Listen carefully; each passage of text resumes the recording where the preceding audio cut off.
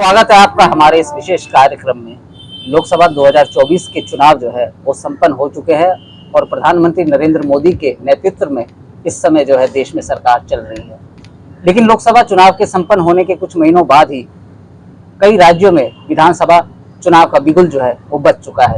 वहीं बात करें जम्मू कश्मीर की, तो जहां धारा 370 की समाप्ति और केंद्र शासित प्रदेश बनने के बाद पहली बार जो है विधानसभा के चुनाव होने वाले हैं।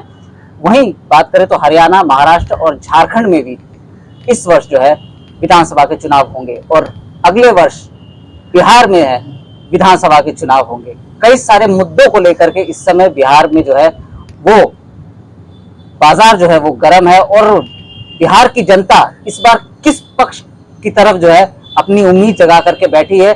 खास बातचीत करने के लिए मेरे साथ विक्रम यादव है, युवा नेता है, कोसी क्षेत्र से आते हैं और युवाओं में काफी ज्यादा लोकप्रिय हैं। विक्रम जी, आपका स्वागत है हमारे इस विशेष कार्यक्रम में। आप कभी तो विक्रम जी, जानना चाहूंगा, लोकसभा के चुनाव संपन्न हो गए और विधानसभा की तैयारियों में जो आपकी पार्टी है और आप भी मैदान में जो है वो उतर गए हैं, तो किन मुद्दों को लेकर के जो है वो आप जनता के बीच इस समय जो है वो जा रहे हैं, जानना चाहेंगे। पहले तो मैं बता दूं कि जैसे लोकसभा के बारे में आपने बताया, हमारे नेता आदरणीय श्री पप्पू यादव जी पूरे देश में पूर्णिया सीट हॉट सीट बना हुआ था, उनको हराने के लिए नरेंद्र मोदी जी 2 बार आए, नीतीश कुमार जी 3 दिन कैंप किए, बिहार नेता प्रतिपक्ष 7 दिन रुके और पूरे विधायक को, मंत्री को पूर्णिया में उतार दिया गया था।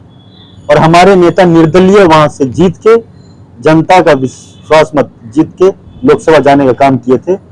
और वो ऐसे नहीं किए थे, यहाँ की बुनियादी मुद्दों को उन्होंने करके दिखाया है और इस विषय पे आगे वो बढ़े हैं और उनका संकल्प है यहाँ की बुनियादी मुद्दे जो आप देख सकते हैं कि जो पहले जो स्थिति थी बिहार की, वही स्थिति अभी भी है। अब देख लीजिए बिहार का जो है पलायन। अब पहले भी जो भी सत्ता में आए हैं वो पहले भी यही मुद्दा को लेकर चलते थे कि बिहार में पलायन रुकेगा, इंफ्रास्ट्रक्चर जो है डेवलप होगा। इन सारी चीज को बिल्कुल दरकिनार कर दिया गया नेताओं के द्वारा। इलेक्शन के समय मुद्दे पे बात नहीं होती है, जात विशेष पे यहाँ पर वोटिंग होती है और हम चाहते हैं कि यहाँ पर मुद्दे की बात हो, जनमानस की बात हो, युवाओं की बात हो। इस पे हमारे नेता आगे बढ़ रहे हैं और हम लोग इस बिहार में जो है इस चीज को सुधार के। और विक्रम जी, आपने जिस तरह से प्रवासी मजदूरों का विषय उठाया, पलायन का मुद्दा आपने जिस तरह से उठाया, कई सारी पार्टी जो है इस मुद्दे पर जो है चुनावी मैदान में एक नई पार्टी जो उभर के सामने आने वाली है, जन स्वराज, जिसका नेतृत्व प्रशांत किशोर कर रहे हो, उन्होंने भी प्रवासी मजदूरों को और पलायन को एक बहुत बड़ा मुद्दा बनाया है। तो क्या कारण रहे जो इतनी भारी संख्या में जो है वो पलायन हुआ और क्या लगता है कि किस पार्टी को जो है इस बार बिहार की जनता जो है वो अपना बहुमत देगी? देखिए, पहले तो मैं ये बता दूं, बोलने और करने में अंतर होता है। प्रशांत किशोर जी सिर्फ बोलते हैं, करके नहीं दिखाते हैं, करके अभी तक नहीं दिखाए हैं।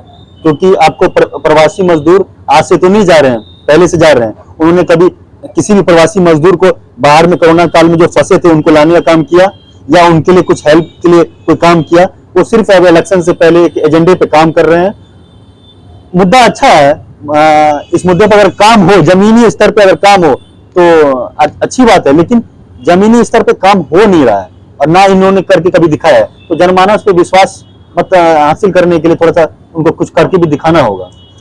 विक्रम जी, अगला सवाल मेरा ये रहेगा, आप युवा नेता है, युवाओं के बीच अक्सर रहते हैं, युवाओं का खासतौर से जो कोचिंग संस्थान को लेकर के या जिस तरह से परीक्षा लीक का मामला सामने निकल के आया था, आपके पार्टी के सुप्रीमो भी जिस समय लोकसभा में पहुंचे थे तो उन्होंने भी #रीनीट का जो पट्टा है वो उन्होंने धारण किया हुआ था।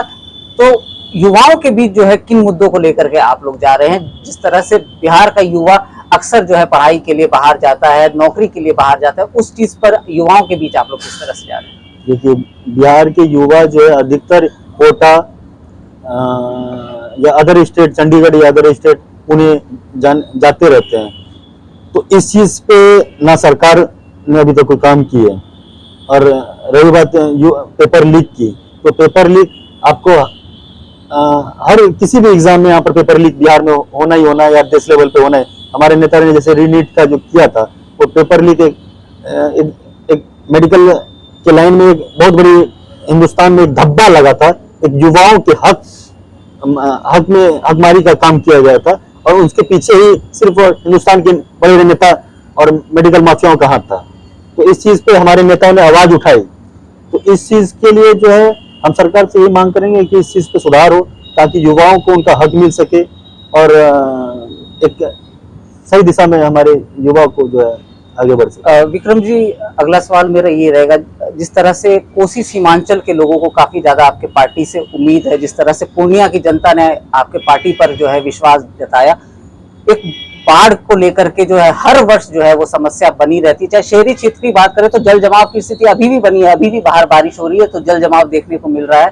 वहीं कई जो इलाके हैं वो इस समय जो है बाढ़ के हालातों से जूझ रहे हैं। उस चीज को लेकर के आप लोग किस तरह से जो है जनता के बीच जा रहे हैं, किस तरह से इसको रोका जाए?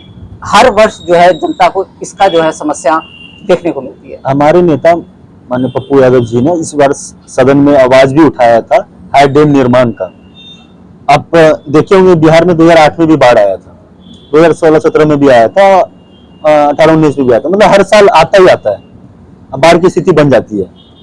तो आपको जो है बिहार में आपको हाई डैम निर्माण की बहुत ही सख्त जरूरी है।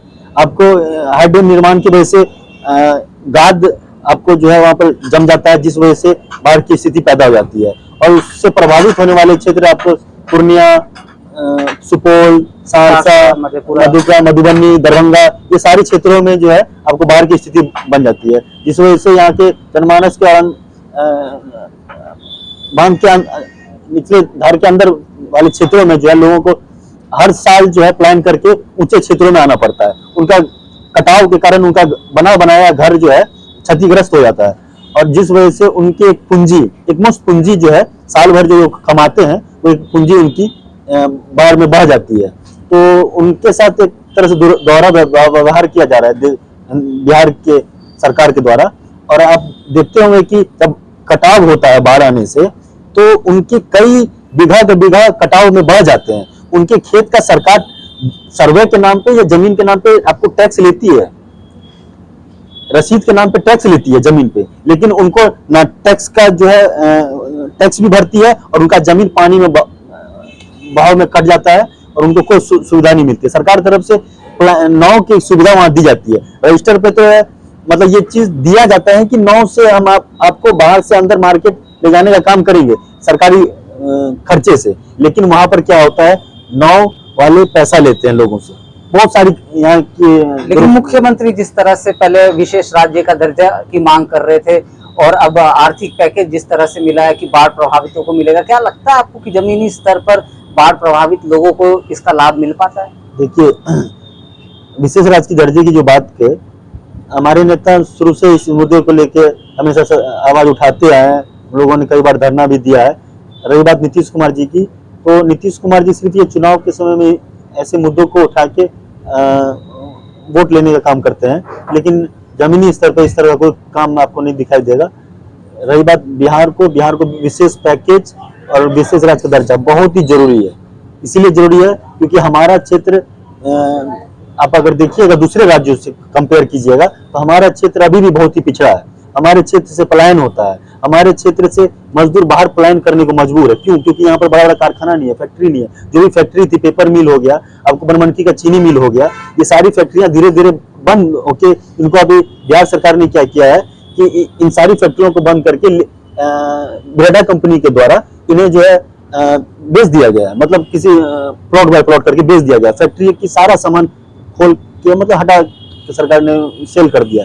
तो इस वजह से ना तो फैक्ट्रियां यहाँ उत्पादन हो रही है, यहाँ कुछ मैन्युफैक्चरिंग का कोई काम उस हिसाब से नहीं हो रहा है, जिस वजह से यहाँ के मजदूर बाहर जाने को प्लान है। और बाहर जाने के बाद हो क्या रहा है कि बाहर का जो पैसा हमारे क्षेत्र में जो ग्रोथ था, जो पैसा बनता, उसका रेवेन्यू आपको दूसरे राज्यों को मिल रहा है। तो दूसरे राज्यों में जो रेवेन्यू मिल रहा है, वो जो हक हमारा था, वो उससे हम लोग पीछे हो रहे हैं। और इसलिए हमारे बिहार को विशेष राज्य का दर्जा मिलना ही मिलना चाहिए, ये हमारा हक है। और हम तो क्या लगता है आपको इस बार जनता आप पर विश्वास जताएगी? बिल्कुल जताएगी, क्योंकि हम हमेशा लोगों के सुख दुख में हम लोग काम करते आए हैं। हमेशा, चाहे वो छात्र का मुद्दा हो, युवाओं का मुद्दा हो, बुजुर्गों का मुद्दा हो, चाहे टीचर का मुद्दा हो, चाहे आंगनबाड़ी का मुद्दा हो, हर मुद्दे को लेके हम लोग जमीनी स्तर पे काम करते हैं, लोगों के सुख दुख में साथ रहते हैं। हमारे नेता बिहार के हर गरीब गुरबों के लिए हमेशा, ऐसे उन्हें गरीबों का मसीहा नहीं कहा जाता है, वो हमेशा लोगों के लिए काम करते आए हैं। तो इसीलिए जनता का विश्वास जरूर है। बहुत बहुत शुक्रिया हमसे बात करने के लिए। ये थे हमारे साथ बात करते हुए युवा नेता विक्रम यादव, जिन्होंने कई सारे बिहार के मुद्दों पर हमसे बातचीत की और ये भी विश्वास जताया कि आने वाले विधानसभा चुनावों में बिहार की जनता जो है इन पर विश्वास जताएगी। अब देखना ये है कि आने वाला समय किसके पक्ष में जाता है। फिलहाल मुझे दीजिए इजाजत, आप लोग बने रहिए हमारे साथ। नमस्कार।